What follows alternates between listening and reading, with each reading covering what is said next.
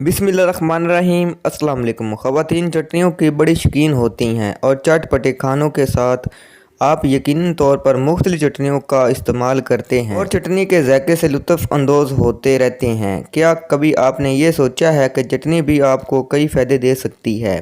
शायद आपने नहीं सोचा, क्योंकि हमें खाने के ज़ायकों से मतलब होता है। लेकिन आज की वीडियो में मैं आपको बताऊंगा एक ऐसी चटनी के बारे में जो आप घर पे बनाकर इस्तेमाल करेंगे तो इंशाअल्लाह ताला आपको हैरत अंगेज़ फ़ायदे मिलेंगे और ये खाने में भी मज़ेदार होगी। ब्लड प्रेशर को कंट्रोल करती है, दिल को राहत देती है।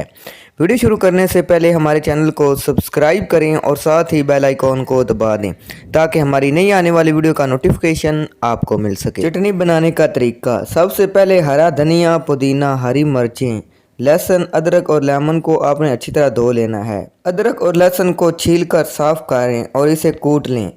साथ ही में हरी मिर्चें की डंडलियाँ तोड़ देनी हैं आपने और ब्लेंडर में अदरक के छोटे छोटे अपने टुकड़े कर लेने हैं। लहसुन की जुएँ, दालचीनी, अनारदाना, हल्दी, काली मिर्च, ज़ीरा स्याह, लेमन का रस, हरी मिर्चें, धनिया, पुदीना, आधा कटा हुआ खीरा और थोड़ा सा पानी डालकर चलाएं और तमाम चीज़ों का आपने एक अमेज़ा तैयार कर लेना है।